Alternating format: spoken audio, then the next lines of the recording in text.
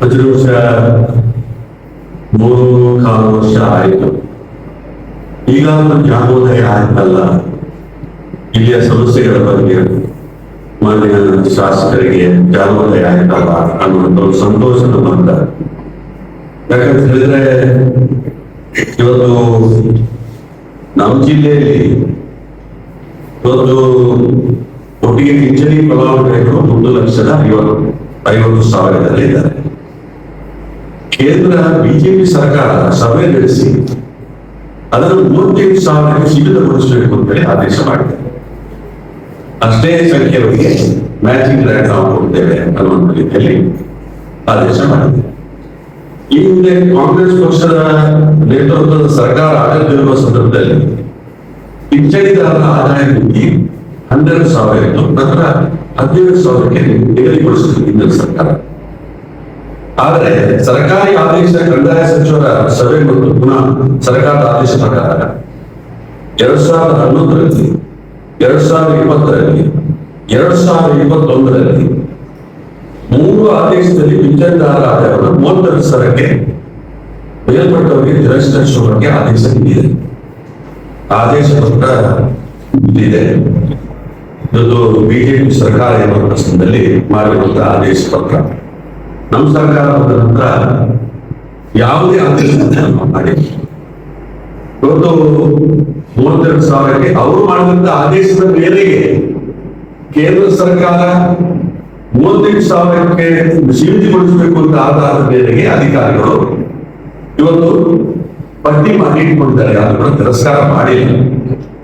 ಆದ್ರೆ ಮೊನ್ನೆ ಮಾನ್ಯ ಸಚಿವರು, ಆಹಾರ ಸಚಿವರು ಹೇಳಿಕೆ ಕೊಟ್ಟಿದ್ದಾರೆ, 32,000ಕ್ಕಿಂತ ಅದನ್ನು ಬಿಪಿಎಲ್ ಕಾರ್ಡ್ಗೆ 3 ಲಕ್ಷವರೆಗೆ ಏರಿಸಬೇಕು ಅನ್ನೋ ರೀತಿಯ ಮಾತನ್ನು ಉಲ್ಲೇಖ ಮಾಡಿದ್ದಾರೆ. ಅದು ಇನ್ನೂ ಕೂಡ ಆದೇಶ ಆಗಲಿಲ್ಲ. ಆದರೂ ಯಾರು ಕೂಡ ರಿಜೆಕ್ಟ್ ಮಾಡಲಿಕ್ಕಿಲ್ಲ. ಅದು 32,000 ಕೊಟ್ಟಿರೋದು. 32,000 ಒಳಗಡೆ ಬರುವವರೆಲ್ಲ ರಿಜೆಕ್ಟ್ ಮಾಡಿ ಅಂತೇಳಿ ಆದೇಶ ಬಿಜೆಪಿ ಸರ್ಕಾರ ಕೊಟ್ಟಿದೆ. ನಾವೇನು ನಮ್ಮ ಸರ್ಕಾರ ಯಾವುದೇ ಆದೇಶ ಹೊಂದಿಲ್ಲ. ಇವತ್ತು ಅದಕ್ಕೆ ಅನುಗುಣವಾಗಿ ಇದು ನಾವು ಪ್ರತಿಭಟನೆ ಮಾಡಲಿಕ್ಕೆ ಹೊರಟಿದ್ದಾರೆ. ಅವರ ಸರ್ಕಾರದ ಕರ್ಮಕಾಂಡದ ಬಗ್ಗೆ ಇವತ್ತು ಪ್ರತಿಭಟನೆ ಮಾಡುವಂತ ಕಾರ್ಯಕ್ರಮವನ್ನ ಇವತ್ತು ಬಿಜೆಪಿ ಪಕ್ಷದವರು ಹಮ್ಮಿಕೊಂಡಿದ್ದಾರೆ. ಅದೇ ರೀತಿಯಾಗಿ ಇವತ್ತು ನಂತರ ಪಿಂಚಣಿ ಬಗ್ಗೆ, ಬಸ ವಸತಿ ಬಗ್ಗೆ, ಬಸ ವಸತಿ ಇವತ್ತು ಮೀನುಗಾರರ ಮನೆ ಮತ್ತು ಬಸ ವಸತಿ ಬೈಲೂರು ಕ್ಷೇತ್ರಕ್ಕೆ ಇವತ್ತು ವಸತಿ ಮನೆ ಸಿಕ್ಕಿದೆ. ಯಾಕೆ ಕಾಪುಗೆ ಸಿಗಲಿಲ್ಲ? ಇಲ್ಲಿಯ ಶಾಸಕರಿಗೆ ಬೈಲೂರಿನಲ್ಲಿ ಕಾಂಟ್ರಾಕ್ಟ್ ಸಿಗ್ತದೆ. ಬೈಲೂರಲ್ಲಿ ಇಲ್ಲಿ IS ಕಲ್ಲೆಲ್ಲ ಹೋಗಿ ಅಲ್ಲಿಗೆ ಹಾಕ್ಲಿಕ್ಕೆ ಕಾಂಟ್ರಾಕ್ಟ್ ಸಿಗ್ತದೆ. ಬಡವರಿಗೆ ಮನೆ ಬಂದಿಲ್ಲ. 3.25 ವರ್ಷದಲ್ಲಿ ಮಾಡಿಸಲಿಕ್ಕೆ ಸಾಧ್ಯ ಆಗಲಿಲ್ಲ. ಈಗ ಮಾನ್ಯ ಸಚಿವರು ಮಕ್ಕಳ ವೈದ್ಯರು, ಅವರು ಮೀನುಗಾರಿಕೆ ಮಂತ್ರಿಗಳು, ಅವರ ಮುಖಾಂತರ ಅಲ್ಲಿ ಕಲ್ಲ ಹಾಕಿಸ್ಲಿಕ್ಕೆ ಕೋಟ್ಯಾಂತರ ರೂಪಾಯಿಯ ಕಾಂಟ್ರಾಕ್ಟ್ ಸಿಗ್ತದೆ. ಇಲ್ಲಿಯ ಬಡವರಿಗೆ 3.25 ವರ್ಷದಲ್ಲಿ ಮನೆ ಬಂದಿಲ್ಲ ಮಾಡಲಿಕ್ಕೆ ಅವಕಾಶ ಆಗಲಿಲ್ಲ. ಮಾನ್ಯ ಶಾಸಕರು ಮಾಡಿಸ್ಬೇಕಿತ್ತಲ್ಲ. ಅದೇ ರೀತಿಯಾಗಿ ಒಂದು ರಾಜ್ಯ ಸರ್ಕಾರ ಮತದಾನ ವಲಯಕ್ಕೆ ಹಾಗೂ ಹಿಂದೂ ಕಾರ್ಯಕರ್ತರ ಮೇಲೆ ಸುಳ್ಳು ಕೇಸು, ಗಡಿಪಾರ ನಿರ್ಬಂಧ, ದೌರ್ಜನ್ಯ ಇದನ್ನು ನಮ್ಮ ಕ್ಷೇತ್ರದಲ್ಲಿ ಅಂತದ್ದು ಯಾವ ಘಟನೆ ಕೂಡ ಇಲ್ಲ. ಅದು ಎಲ್ಲೋ ಯಾವ ಉದ್ದೇಶಕ್ಕೋಸ್ಕರ ಹಾಕಿದ್ದಾರೆ ಗೊತ್ತಿಲ್ಲ. ರಾಜ್ಯದಲ್ಲಿ ಕಾಂಗ್ರೆಸ್ ಸರ್ಕಾರ ಬಂದ ನಂತರ ನಿರಂತರ ಬೆಲೆ ಏರಿಕೆ ನಡೆಸ್ತಾ ಇದೆ. ನಾವು ಪೆಟ್ರೋಲ್ಗೆ ನಾವು ಏರಿಸಿದ್ದ, ಡೀಸೆಲ್ಗೆ ನಾವು ಏರಿಸಿದ್ದ, ಗ್ಯಾಸ್ಗೆ ನಾವು ಏರಿಸಿದ್ದ. ಯಾರು ಏರಿಸಿದ್ರು? ಕೇಂದ್ರ ಸರ್ಕಾರದ ನೀತಿಯ ಮುಖಾಂತರ ವಿಪರೀತವಾದಂತ ಬೆಲೆ ಏರಿಕೆ ಆಗ್ತಾ ಇದೆ. ಕಾಂಗ್ರೆಸ್ ಪಕ್ಷ ಯಾವ ಬೆಲೆ ಏರಿಕೆಯನ್ನು ಕೂಡ ಇವತ್ತು ಜಾಸ್ತಿ ಮಾಡಿಲ್ಲ. ಇವತ್ತು ಕೇಂದ್ರ ಸರ್ಕಾರ ಪೆಟ್ರೋಲ್ ಆಗಲಿ, ಡೀಸೆಲ್ ಆಗಲಿ ಅವರು ಆಶ್ವಾಸನೆ ಕೊಟ್ಟಿದ್ರು. GST ಟ್ಯಾಕ್ಸ್ ಇಂದಾಗಿ ಇವತ್ತು ಇಂತಹ ಅನಾಹುತಗಳು ಆಗ್ತಾ ಇದೆ. ಯಾರು ಬಡವರ ಅಕ್ಕಿ, ಹಾಲು ದಿನನಿತ್ಯ ಉಪಯೋಗ ಮಾಡುವಂತ ವಸ್ತು ಕೂಡ ಒಂದು GST ಹಾಕಿ ವಸೂಲಿ ಮಾಡುವಂತ ಕೆಲಸ ಮಾಡ್ತಾರೆ. ಅದೇ ರೀತಿಯಾಗಿ ರಾಜ್ಯ ಸರ್ಕಾರ ಮೂಲಭೂತ ಸೌಲಭ್ಯ ಅಭಿವೃದ್ಧಿಗೆ ರಸ್ತೆ ದುರಸ್ತಿ ಕಾರ್ಯಗಳಿಗೆ ನಿರೀಕ್ಷಿತ ಅನುದಾನ ನೀಡ್ತಾ ಇದೆ. ಶಾಸಕರು ದಿವಸ ಕೊಟ್ಟ ಮಾಡ್ತಾರೆ ಪತ್ರಿಕೆಯಲ್ಲಿ ಶಿಲಾನ್ಯಾಸ ಮಾಡುವಂಥದ್ದು, ಮುದ್ರೆ ಪೂಜೆ ಮಾಡುವಂಥದ್ದು. ಅದೇನಿದೆ ಬಂತು ಅನುದಾನ. ಅದು ಅಲ್ಲದೆ ಇವತ್ತು ನಾವು ಕೂಡ ಸ್ವಲ್ಪ ಮಟ್ಟಿಗೆ ಅದ್ರ ಬಗ್ಗೆ ನಿಗಾ ವಹಿಸಿಕೊಂಡು ಈ ಕ್ಷೇತ್ರದಲ್ಲಿ ಅಭಿವೃದ್ಧಿ ಆಗಬೇಕು ಅನ್ನೋ ಉದ್ದೇಶಕ್ಕೋಸ್ಕರ 10 ಕೋಟಿ ಹಣವನ್ನ ನಾವು ಕೂಡ ನಮ್ಮ ಪ್ರಯತ್ನದಿಂದ ಕೂಡ ಮಂಜೂರಾತಿ ಆಯಿತು. ಇವು ಪಡುಬಿದ್ರೆಯಲ್ಲಿ ಆ ನದಿ ಹೂಳೆತ್ತು ಅಂತ ಕೆಲಸ ಕಾರ್ಯಕ್ಕೆ ಅದಕ್ಕೆ ಮಂಜೂರಾತಿ ಮಾಡಿಸುವಂತ ಕೆಲಸ ಕಾರ್ಯ ಮಾಡ್ತೇವೆ. ಅದೇ ರೀತಿಯಲ್ಲಿ ಇಲ್ಲಿ 4 ಗ್ರಾಮಗಳಿಗೆ ಕುಡಿಯುವ ನೀರಿನ ವ್ಯವಸ್ಥೆ ಮಟ್ಟಿಗೆ 19 ಕೋಟಿ ರೂಪಾಯಿ ಅನುದಾನ ಇವಾಗಲೇ ಬಿಡುಗಡೆ ಆಗಿರುವಂತಹ ಹಂತದಲ್ಲಿ ಇದೆ. ಈ ರೀತಿ ಬೇರೆ ಬೇರೆ ಹಂತದಲ್ಲಿ ಅನುದಾನ ಯಾವ ರೀತಿ ಬರ್ಬೇಕು ಅದಕ್ಕೆ ಒತ್ತು ಕೊಡುವಂತ ಕೆಲಸ ಮಾಡ್ತಾ ಇದ್ವಿ. ಹಿಂದಿನ ಸರ್ಕಾರ ಬಿಜೆಪಿ ಸರ್ಕಾರ ಇರುವಂತ ಸಮಯದಲ್ಲಿ ಇವತ್ತು ರಸ್ತೆ ಮತ್ತು ಸೇತುವೆ ಅಥವಾ ಇದಕ್ಕೆ ಮಾತ್ರ ಸೀಮಿತವಾಗಿ ಅಭಿವೃದ್ಧಿ ಕಾರ್ಯಕ್ರಮ ಅಂತ ಹೇಳಿತ್ತು. ಈಗ ಆಗಲ್ಲ. ಈಗ ನಾವು ಗ್ಯಾರಂಟಿ ಸ್ಕೀಮಿಗೋಸ್ಕರ 58,000 ಕೋಟಿ ರೂಪಾಯಿ ಖರ್ಚು ಮಾಡ್ತೀವಿ ವರ್ಷಕ್ಕೆ. ಎಷ್ಟು ಕೋಟ್ಯಾಂತರ ರೂಪಾಯಿ ಈಗ ಬಂತು. ಕಾಪು ಕ್ಷೇತ್ರಕ್ಕೆ ಎಷ್ಟು ಕೋಟ್ಯಾಂತರ ರೂಪಾಯಿ ಬಂತು. ಅದು ಅಭಿವೃದ್ಧಿಯ ಸಂಕೇತ ಅಲ್ವಾ? ಇಂಥ ಬೆಲೆ ಏರಿಕೆ ಆಗುವಂತ ಸಮಯದಲ್ಲಿ ಇಂಥ ಒಂದು ರೀತಿಯ ವಿಪರೀತವಾದಂತಹ ಜನರಿಗೆ ಒತ್ತಡ ಇರುವಂತ ಸಮಯದಲ್ಲಿ ಅವರಿಗೆ ಅನುಕೂಲ ಆಗಲಿ ಅನ್ನುವಂಥ ಉದ್ದೇಶಕ್ಕೋಸ್ಕರ 4,000ರಿಂದ 5,000 ರೂಪಾಯಿ ಪ್ರತಿ ಕುಟುಂಬಕ್ಕೆ ಗ್ಯಾರಂಟಿ ಸ್ಕೀಮ್ನ ಮುಖಾಂತರ ಇವತ್ತು ಒದಗಿಸುವಂತ ಅವರ ಮನೆ ಅಭಿವೃದ್ಧಿ ಆದ್ರೆ, ಮಾನವ ಸಂಪನ್ಮೂಲತೆ ಜಾಸ್ತಿ ಆದ್ರೆ ಹೆಚ್ಚಿನ ಅದು ಅಭಿವೃದ್ಧಿ ಅಲ್ವಾ? ಅದಕ್ಕೆ ವಿರೋಧ ಮಾಡ್ತಾರೆ.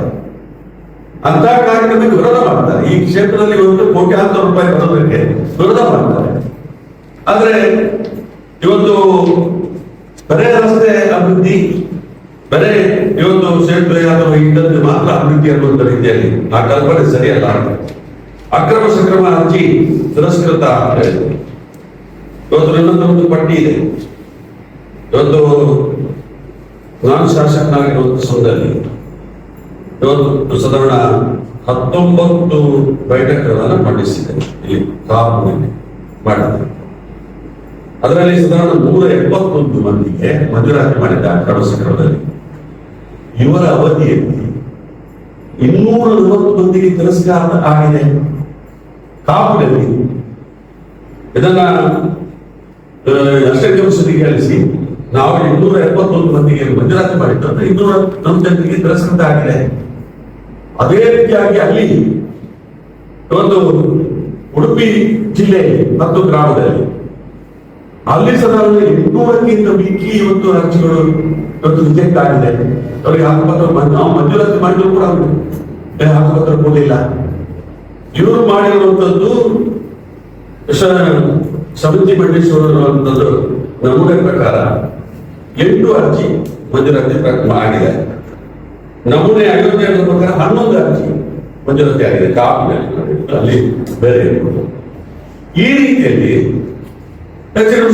ಇವರು ಮಾಡುವಂತ ಅಕ್ರಮ ಸಕ್ರಮ ಸಮಿತಿಯ ಅಧ್ಯಕ್ಷರು ಯಾವ ಫೈಲ್ ಬರುತ್ತೆ ಅವರಿಗೆ ತಿಳ್ಕೊಳ್ಳಿಕ್ಕೆ ಅವಕಾಶ ಇದೆ. ಈಗ ಅವ್ರು ಮಾಡ್ತಾ ಇದ್ದಾರೆ. ಅವರ ಪಕ್ಷದವರದ್ದು ಯಾವುದೇ ಒಂದು ಅರ್ಜಿ ಉಂಟು ತರಿಸ್ತಾ ಇದ್ದಾರೆ.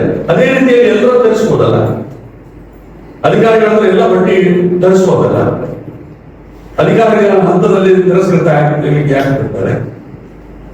ಸಾಧಾರಣ ಒಂದು 607 ಜನ 800 ಜನ 94 CC ಕಾನೂನು ಯಾವಾಗ 2016ನೇ ಇಸ್ವಿಯಲ್ಲಿ ಬಂದಿರುವಂತಹ ಕಾನೂನು. ಆ ಪ್ರಕಾರ ಇವತ್ತು ಹಕ್ಕುಪತ್ರ ಸಿಗಲಿಲ್ಲ ಅಂತೇಳಿ ಒಂದು ಕಚೇರಿ ಅಲೆದಾಡಿ ನಾವು ಕಡೆಗೆ ಅವರನ್ನು ಕರ್ಕೊಂಡು ಹೋಗಿ ಇವತ್ತು ಇಂಥವ್ರದ್ದು ಮಂಜೂರಾತಿ ಪತ್ರ ಸಿಗಲಿಕ್ಕೆ ಬಾಕಿ ಇದೆ ಅಂತೇಳಿ ಅರ್ಜಿ ಕೊಡಿಸಿದ್ರೆ ಇದೇ ಶಾಸಕರು ಹೋಗಿ ಹಕ್ಕುಚ್ಯುತಿ ಹಾಕ್ತಾರೆ ಅಧಿಕಾರಿಗಳ ಮೇಲೆ. ಇದೇ ಶಾಸಕರು ಹಕ್ಕುಪತ್ರ ಕೊಡಬೇಕು ಅನ್ನುವಂತ ಅಕ್ರಮ ಸಕ್ರಮ ಹಕ್ಕುಪತ್ರ ಕೊಡಬೇಕು ಅನ್ನುವಂತ ರೀತಿಯ ಮನೋಭಾವ ಇದ್ರೆ ಹಕ್ಕುಚ್ಯುತಿ ಇರುತ್ತಾರೆ ಯಾರಾದ್ರೂ. ಅವರದೇ ಪಕ್ಷದ ಮತದಾರರು ಕಮಲದ ಹೆಸರಲ್ಲಿ 10 ಜನ ಇವತ್ತು NCR ನಂಬರ್ ಆಗಿ ಮಂಜೂರಾತಿ ಆಗಿ ಇವತ್ತು ಅವರು ಕೋರ್ಟ್ಗೆ ಹೋಗಿ ಸ್ನೇಹಿತ ಕೊಡುವಂತ ಪ್ರಸಂಗ ಆಗಿದೆ. ಅವ್ರಿಗೆ ಸ್ಟೇ ಸಿಗ್ತದೆ, ಅಲ್ಲಿ ಕಮಲ ಮಾಡಬೇಕು, ಅವರ ಜಾಗವನ್ನೆಲ್ಲ ಅತಿಕ್ರಮಣ ಮಾಡಿ ಇವತ್ತು ಕಮಲ ಮಾಡಬೇಕು ಅನ್ನೋ ಸಂದರ್ಭದಲ್ಲಿ NCR ನಂಬರ್ ಆಗಿ NCR ಮಂಜೂರಾತಿ ಆಗಿ ಹಕ್ಕುಪತ್ರ ಸಿಗಲಿಕ್ಕೆ ಮಾತ್ರವಾಗಿ ಇವರು ಹಕ್ಕುಪತ್ರ ಕೊಡಿಸಬೇಕಾಗಿತ್ತು. ಆ ಹಕ್ಕುಪತ್ರವನ್ನು ಕಿತ್ಕೊಂಡು ಇವತ್ತು ಅಲ್ಲಿ ಕಮಲ ಮಾಡಿಕೊಂಡು ಹೊರಟಿದ್ದಾರೆ. ಇದು ಯಾವ ನ್ಯಾಯ? ಮತ್ತು ಈ ರೀತಿಯಲ್ಲಿ ಅದೇ ರೀತಿಯಾಗಿ ವಿನ್ಯಾಸದ ಬಗ್ಗೆ ಇವತ್ತು 1 ಎಕರೆವರೆಗಿನ ಏಕ ವಿನ್ಯಾಸ ಅನ್ನುವಂಥದ್ದು ಪ್ರಕ್ರಿಯೆಯಲ್ಲಿ ಕಠಿಣಗೊಳಿಸಲು ಮನೆ ಕಟ್ಟರು ಕಚೇರಿ ಆಗುತ್ತಿದ್ದಾರೆ. ನಾನು ಶಾಸಕನಾಗಿ ನಾನು ಅರ್ಬನ್ ಡೆವಲಪ್ಮೆಂಟ್ ಮಿನಿಸ್ಟರ್ ಆಗಿರುವಾಗ ನಾವು ಎಲ್ಲಾ ಇಲಾಖೆ ಅಧಿಕಾರಿಗಳನ್ನು ಕರೆಸಿ ನಾವು ರೂರಲ್ ಡೆವಲಪ್ಮೆಂಟ್ ಇರ್ಬೋದು, ಅರ್ಬನ್ ಡೆವಲಪ್ಮೆಂಟ್ ಇರ್ಬೋದು, ಪೌರಾಡಳಿತ ಇರ್ಬೋದು, ಅದೇ ರೀತಿ ಕಂದಾಯ ಇಲಾಖೆ ಅವರನ್ನೆಲ್ಲ ಕರೆಸಿ ನಾವು ವಿಚಾರ ಮಾಡಿದಾಗ ಅದಕ್ಕಿಂತ ಹಿಂದೆ ಇದ್ದಂತ ಯಡಿಯೂರಪ್ಪನವರ ಸರ್ಕಾರ ಇವತ್ತು ಕೋರ್ಟ್ಗೆ ಹೋಗಿ ಕೋರ್ಟ್ ಸೋಮೋಟೋ ಇವತ್ತು ನೋಟಿಸ್ ಮಾಡಿದಂತ ಸಂದರ್ಭದಲ್ಲಿ ಬೆಂಗಳೂರು ಸುತ್ತಮುತ್ತ ಅತಿಕ್ರಮಣ ಆಗ್ತದೆ, ಸೋಮೋಟೋ ಕೋರ್ಟ್ ಇವತ್ತು ನಿರ್ಮಾಣದ ಸಂದರ್ಭದಲ್ಲಿ ಕೋರ್ಟ್ ಆದೇಶ ಮಾಡ್ತದೆ ಹೈಕೋರ್ಟ್, ನೀವು ಬೆಂಗಳೂರು ಸುತ್ತಮುತ್ತ ವಿನ್ಯಾಸ ಪಾಲನೆ ಮಾಡಬೇಕು ಅಂತ ಹೇಳಿ ಇವರ ಅಧಿಕಾರಿಗಳೇ ಅರ್ಬನ್ ಡೆವಲಪ್ಮೆಂಟ್ ಪ್ರಿನ್ಸಿಪಲ್ ಸೆಕ್ರೆಟರಿ ಮತ್ತು ಚೀಫ್ ಸೆಕ್ರೆಟರಿ ಅವರು ಹೋಗಿ ನಾವು ಇಡೀ ರಾಜ್ಯದಲ್ಲಿ ಇದನ್ನು ಅನುಷ್ಠಾನಕ್ಕೆ ತರ್ತೇವೆ ಅಂತ ಅನುಷ್ಠಾನಕ್ಕೆ ತಂದು ಕೋರ್ಟ್ ಅಲ್ಲಿ ಇವರು ಅಭಿವೃದ್ಧಿ ಹಾಕಿದ್ರು. ಅದರ ಪ್ರಕಾರ ಈ ಸಮಸ್ಯೆ ನಾನು ಕರಾವಳಿ ಪ್ರದೇಶಕ್ಕೆ ಇಲ್ಲಿಗೆ ಅಟ್ಲೀಸ್ಟ್ 25 ವರ್ಷದವರೆಗೆ ಯಾವುದೇ ರೀತಿಯ ಇದು ಬೇಕಾಗಿಲ್ಲ, ವಿನ್ಯಾಸ ಬೇಕಾಗಿಲ್ಲ ಅನ್ನುವಂಥ ರೀತಿಯಲ್ಲಿ ಏಕ ವಿನ್ಯಾಸ ಬೇಕಾಗಿಲ್ಲ ಅನ್ನುವಂಥ ರೀತಿಯಲ್ಲಿ ಯಾವಾಗ ಯೋಗ ಶೆಟ್ಟಿ ಇಲ್ಲಿ ಪ್ರಾದೇಶಿಕ ಅಧ್ಯಕ್ಷರಾಗಿದ್ದರು ಆ ಸಮಯದಲ್ಲಿ ನಾವು ಕಾನೂನು ತಂದೆವು. ನಂತರ ಇವರ ಸಂದರ್ಭದಲ್ಲಿ ಕಿತ್ತಾಕಿದ್ರು, 20 ವರ್ಷ ಕೂಡ ಕಿತ್ತಾಕಿದ್ರು. ಈಗ ಅದನ್ನ ಎಲ್ಲಿ ಇವರಿಗೆ ಅವಕಾಶ, ಶಾಸಕರಿಗೆ ಎಲ್ಲಿ ಉಂಟ ಅವಕಾಶ, ಆ ಅವಕಾಶದಲ್ಲಿ ಪ್ರದೇಶ ವಿಧಾನಸಭೆಯಲ್ಲಿ ಅಥವಾ ಸಚಿವರುಗಳ ಮುಖಾಂತರ ವಿಧಾನಸಭೆ ಮುಖಾಂತರ ಒತ್ತಾಯ ತಂದು ಮಾಡಿಸುವಂತ ಕೆಲಸ ನಾವು ಮಾಡಬೇಕು. ಇವತ್ತಿನವರೆಗೆ ಅಂತ ಪ್ರಸ್ತಾಪ ಮಾಡಿದಂತ ಹಿನ್ನೆಲೆಗಳಿಲ್ಲ. ಈ ದೃಷ್ಟಿಯಲ್ಲಿ ಏಕಾಏಕಿಯಾಗಿ ಇದೊಂದು ಗೂಬೆ ಕಾಂಗ್ರೆಸ್ ಪಕ್ಷದ ಸರ್ಕಾರದ ಮೇಲೆ ಗೂಬೆ ಕೂಡಿಸುವಂತ ಪಕ್ಷದ ಮೇಲೆ ಗೂಬೆ ಕೂಡಿಸುವಂತ ಒಂದು ಪ್ರಯತ್ನವನ್ನ ಶಾಸಕರು ಇವತ್ತು ಮಾಡ್ತಾ ಇದ್ದಾರೆ. ಅವರಿಗೆ ಪಾಪ ಈಗ ಜ್ಞಾನೋದಯ ಆಗಿದೆ. ಹೆಚ್ಚಿನ ವಿಷಯ ಮೊನ್ನೆ 7 ವಿದ್ಯಾರ್ಥಿನಿಯರು ನೀಟ್ ಇವತ್ತು ಹೋರಾಟ, ನ್ಯಾಯಕ್ಕೋಸ್ಕರ ಹೋರಾಟ ಮಾಡಿದ್ರು.